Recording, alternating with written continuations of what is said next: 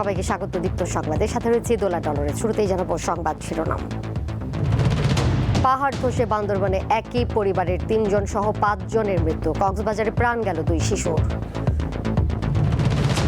বঙ্গোপসাগরে ৩ দিনে ডুবে গেছে ৩টি ট্রলার। এখন পর্যন্ত ২৭ জেলে উদ্ধার, নিখোঁজ আছে ৮ জন।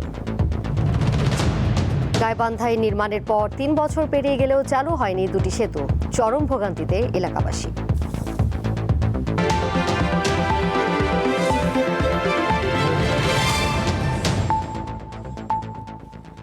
ভারী বর্ষণের কারণে বান্দরবানের লামার আজিজনগর ইউনিয়নের মিশন পাড়ায় পাহাড় ধসে একই পরিবারের ৩ জন সহ অন্তত ৫ জনের মৃত্যু হয়েছে। পুলিশ ও প্রত্যক্ষদর্শীরা জানান, ভোর আনুমানিক ৪টার দিকে পাহাড় ধসে বসত ঘরের উপর মাটি এসে পড়লে ঘুমন্ত অবস্থায় ইউনুস, তার স্ত্রী রানু আক্তার এবং তাদের ৫ বছর বয়সী ছেলে সোলেমান মারা যায়। ভোর ৫:৩০টার দিকে একই এলাকার আরেকটি পাহাড় ধসে মারা যান জুয়েল ও তার স্ত্রী কুলসুম আক্তার। পরে ফায়ার সার্ভিস ও পুলিশের সদস্যরা উদ্ধার অভিযান চালিয়ে ৫ জনের মরদেহ উদ্ধার করেন। এছাড়া কক্সবাজারের চকরিয়ায় গতরাতে পাহাড় ধসে মৃত্যু হয়েছে ২ শিশুর।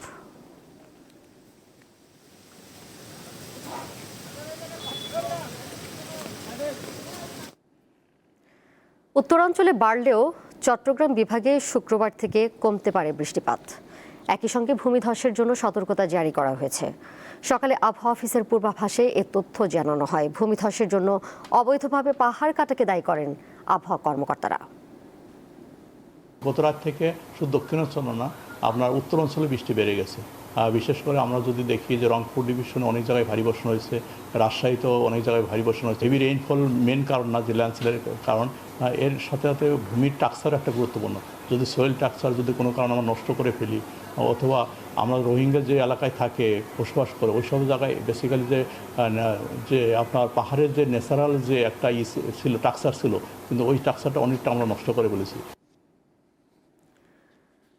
ভারী বৃষ্টিতে প্লাবিত হয়েছে কক্সবাজারের নিম্নাঞ্চল। পানিবন্দী অবস্থায় রয়েছে ৩ উপজেলার কমপক্ষে ১৫,০০০ পরিবার।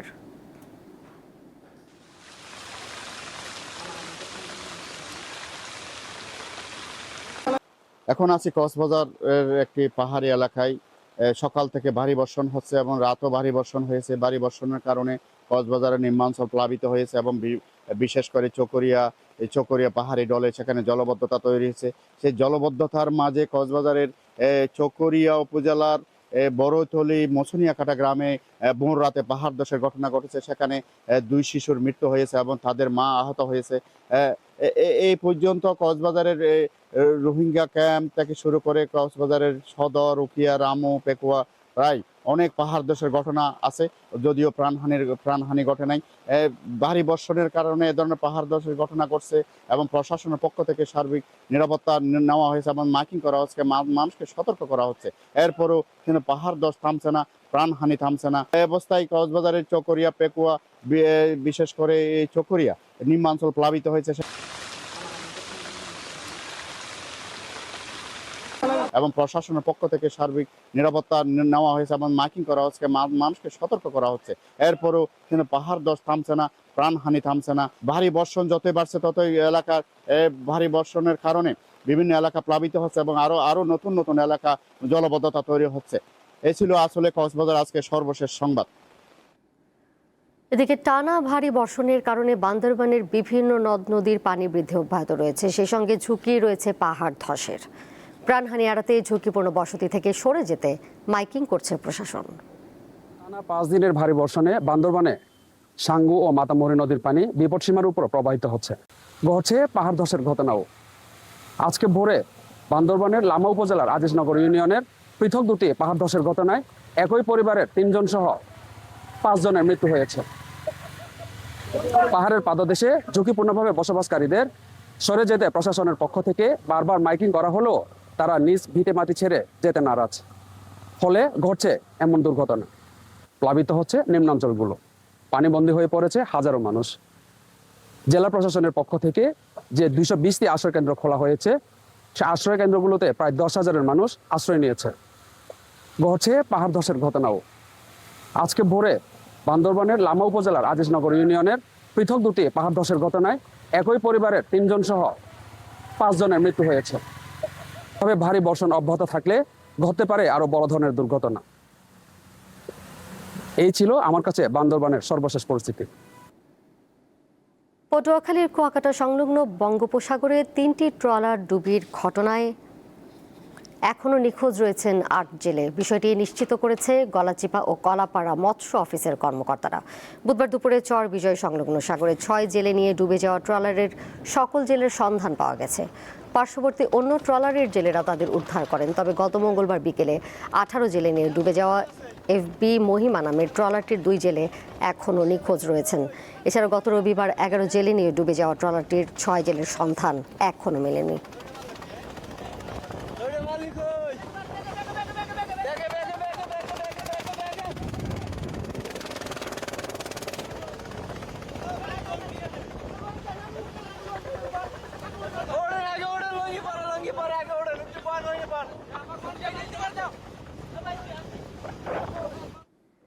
যাচ্ছি পরের প্রসঙ্গে।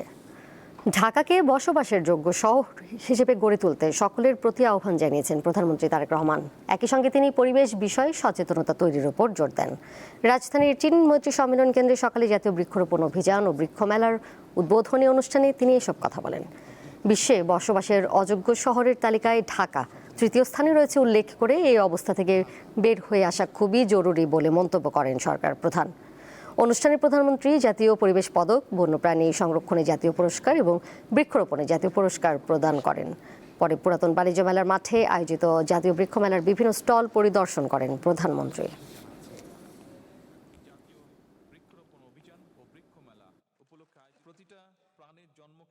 এই বনায়ন পশু পাখি, বিভিন্ন প্রাণী, কীট পতঙ্গের জন্য নিরাপদ বাসস্থান কিংবা প্রয়োজনীয় আহারের যোগান দিতে পারে কিনা, এটিও কিন্তু আমাদের চিন্তার মধ্যে থাকা প্রয়োজন।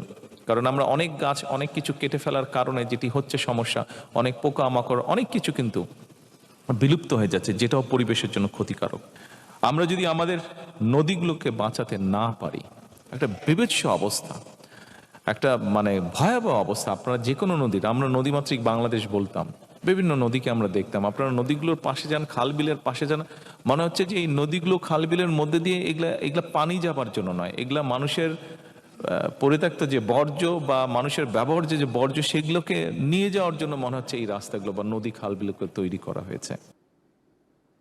তত্ত্বাবধায়ক সরকার ব্যবস্থা ফিরিয়ে দিয়ে সংবিধানের 15 সংশোধনী বাতিল করে হাইকোর্টের রায় বহাল রেখেছে আপিল বিভাগ। 3টি আপিল নিষ্পত্তি করে সকালে প্রধান বিচারপতি জুবাইর রহমান চৌধুরীর নেতৃত্বে 4 বিচারপতির বেঞ্চে 15 সংশোধনীর এই রায় দেন। আপিল বিভাগের এই রায়ের মধ্যে দিয়ে তত্ত্বাবধায়ক সরকার ব্যবস্থার পাশাপাশি গণভোটের বিধানও বহাল রাখা হয়েছে। তবে বাতিল হয়েছে সংবিধানে হস্তক্ষেপ করলে রাষ্ট্রদ্রোহিতার শাস্তির বিধানটি। 2024 সালের 17 ডিসেম্বর 15 সংশোধনীর কিছু অংশ অসাংবিধানিক ও বাতিল করে রায় দেয় হাইকোর্ট। এই রায়ের পর তত্ত্বাবধায়ক সরকার ফেরার পথ খুললেও কিছু জটিলতা থেকে যাওয়ায় হাইকোর্টের রায়ের বিরুদ্ধে পৃথক 3টি আপিল হয়।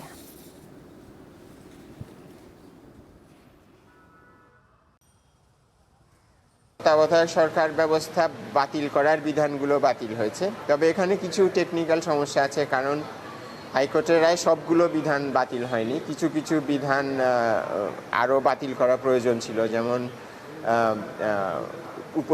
প্রধান উপদেষ্টার শপথ নেওয়া সংক্রান্ত বিধান সংবিধানে ফিরে আসেনি। বিচারপতিরা যে উপদেষ্টা বা প্রধান উপদেষ্টার দায়িত্ব নিতে পারবেন, সেই বিষয়ে একটা বিধান ছিল, সেটা ফিরে আসেনি। সংসদ ঠিক করবে, যেমন ধরুন আমাদের অনুচ্ছেদের 4-এর এ, এখানে ছিল ছবির কথা, জাতির পিতার কথা। এই বিষয়টি যেহেতু একটা নীতিগত সিদ্ধান্তের বিষয়, এই জন্য এটি সংসদের উপর ছেড়ে দেওয়া হয়েছে। কিন্তু মাঝখানে পরিবর্তন হয়ে সেকুলারিজমের জায়গায় হয়েছিল সর্বশক্তিমান আল্লাহর উপর পূর্ণ আস্থা ও বিশ্বাস এবং বিসমিল্লাহির রহমানির রহিম। এই বিষয়গুলো কি হবে, এটা ঠিক করবে জাতীয় সংসদ। ঢাকা ও চট্টগ্রাম বিভাগে 2023 সালে কোটার ভিত্তিতে পরীক্ষা নেওয়া প্রাথমিকের সহকারী শিক্ষক পদে 46,000 পরীক্ষার্থীর ফল মেধার ভিত্তিতে পুনরায় প্রকাশের নির্দেশ দিয়েছে আপিল বিভাগ। প্রধান বিচারপতির নেতৃত্বাধীন আপিল বিভাগ বৃহস্পতিবার এই রায় দেয়। আদালতে রিটকারীদের পক্ষের আইনজীবী জানান, কোটার বিষয়ে দায়ের করা রিটের পরিপ্রেক্ষিতে মেধার ভিত্তিতে ফলাফল প্রকাশ করার জন্য সরকারের সংশ্লিষ্টদের প্রতি নির্দেশ দিয়েছে দেশের সর্বোচ্চ আদালত। এর আগে 84% কোটার ভিত্তিতে প্রাথমিক বিদ্যালয়ের সহকারী শিক্ষকদের নিয়োগ ও পরীক্ষা এবং ফলাফল প্রকাশ করা হয়েছিল।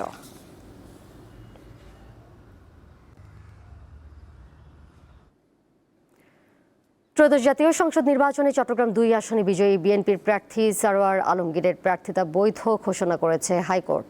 এর ফলে সংসদ সদস্য হিসেবে শপথ নিতে সরওয়ার আলমগীরের বাধা কেটেছে।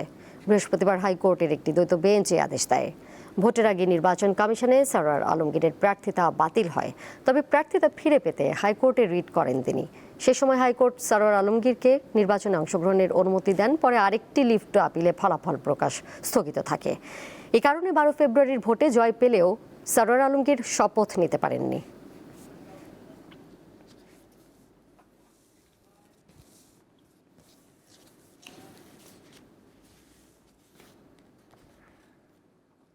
গাইবান্ধা জেলা শহরের দুটি প্রবেশ মুখে ও ব্যস্ততম সড়কে যানজট নিরসনের জন্য ঘাঘট ও আলাই নদীর ওপর 166 মিটার দীর্ঘ দুটি সেতু নির্মাণ করা হয়।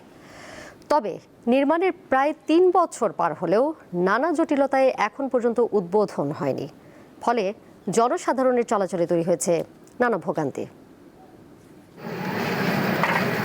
গাইবান্ধা জেলা শহরের গুরুত্বপূর্ণ দুটি প্রবেশদ্বারের ব্যস্ততম সড়কের যানজট নিরসনের লক্ষ্যে সড়ক ও জনপথ বিভাগ দুটি সেতু নির্মাণ করেন 166 মিটার। সেতু দুটি নির্মাণের 3 বছর পার হলেও এখন পর্যন্ত উদ্বোধনের আলোর মুখ দেখেনি।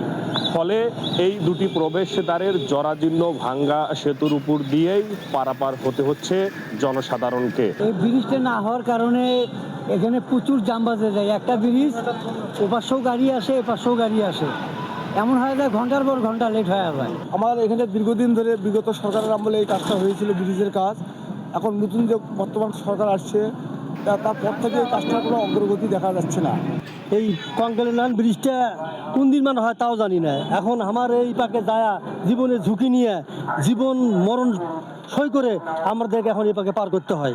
এই ভাঙ্গা ব্রিজটা যে কোনো মুহূর্তে মনে করেন যে ভেঙে পড়তে পারে, আর লোক গাড়ি যায় এর উপর দিয়ে। ঠিকাদার নাকি এখানে নাই, হারাই গেছে ঠিকাদার, টাকা টুকা পায় না, চলে গেছে। সেতু দুটির নির্মাণ কাজ শেষ হওয়ার দীর্ঘ সময় অতিবাহিত হওয়ার পরও এই সেতু দুটির সংযোগ সড়কের জন্য ভূমি অধিগ্রহণের জটিলতা আর সড়ক বিভাগের দায়িত্বহীনতার কারণে সরকারের প্রায় 30 কোটি টাকা আলাই নদী এবং ঘাঘট নদীর জলে খোয়া যাচ্ছে।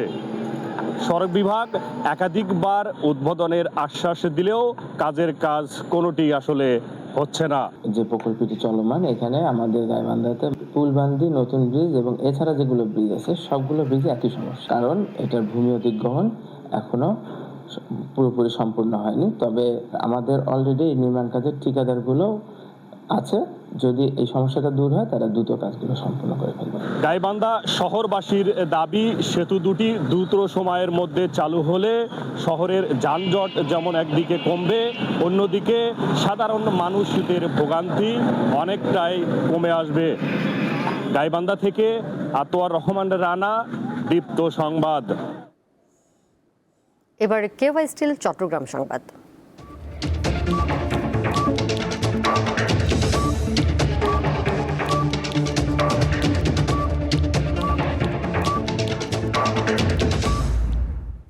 চট্টগ্রামের সীতাকুণ্ডে শিশু জান্নাতুল নেসা ইরাবতীকে ধর্ষণ চেষ্টার পর গলা কেটে হত্যা মামলায় বাবু শেখ নামে একজনের ফাঁসির আদেশ দিয়েছে আদালত। দুপুরে নারী ও শিশু নির্যাতন দমন ট্রাইব্যুনাল 4-এর বিচারক জান্নাতুল ফেরদৌস এই রায় দেন। বিচার শুরুর 12 কার্যদিবসের মধ্যে আদালত এই মামলার রায় ঘোষণা করল। নিহত শিশু সীতাকুণ্ডের স্থানীয় একটি প্রাথমিক বিদ্যালয়ের 2য় শ্রেণীর শিক্ষার্থী ছিল। শিশুটির বাবার সঙ্গে বিরোধের জেরে বাবু শেখ শিশুটিকে হত্যার পরিকল্পনা করে। গত 1 মার্চ শিশুটিকে ফুসলিয়ে পাহাড়ে নিয়ে প্রথমে ধর্ষণের চেষ্টা ও পরে ছুরি দিয়ে গলা কাটে সে।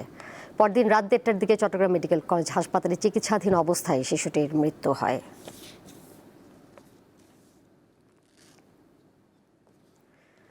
বাংলাদেশের তৈরি পোশাক শিল্পকে আরও আধুনিক, টেকসই ও বিশ্ববাজারে প্রতিযোগিতামূলক করে তুলতে চট্টগ্রামের চেম্বারে অনুষ্ঠিত হয়েছে Bangladesh Italy business to business B2B-র বৈঠক।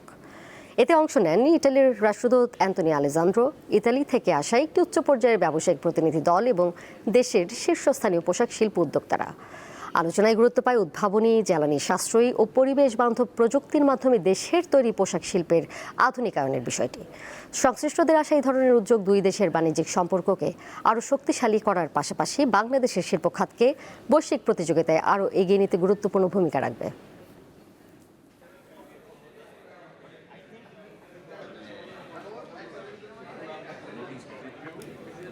আন্তর্জাতিক প্রসঙ্গ। যুক্তরাষ্ট্র ও ইরানের মধ্যে উত্তেজনা আবারও তীব্র আকার ধারণ করেছে। ইরানের দক্ষিণাঞ্চলের বিভিন্ন স্থানে দ্বিতীয় দিনের মতো হামলা চালিয়েছে মার্কিন বাহিনী।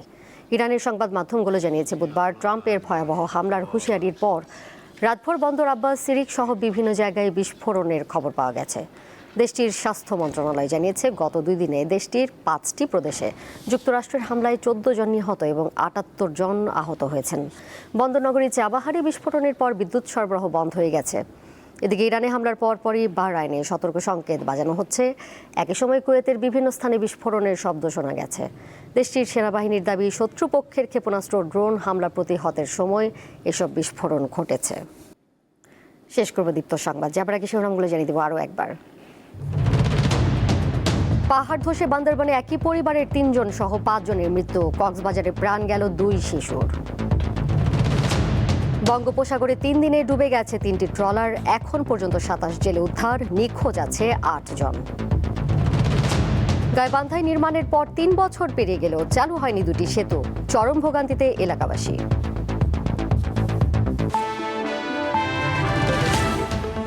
এই ছিল এখনকার মতো। পরের সংবাদ দেখবেন সন্ধ্যা 6টা 40 মিনিটে। এছাড়াও আরও তথ্য এবং বিনোদনের নানা খবর জানতে যুক্ত থাকুন দীপ্তর ডিজিটাল প্ল্যাটফর্মে। সবাইকে ধন্যবাদ এতক্ষণ সাথে থাকার জন্য।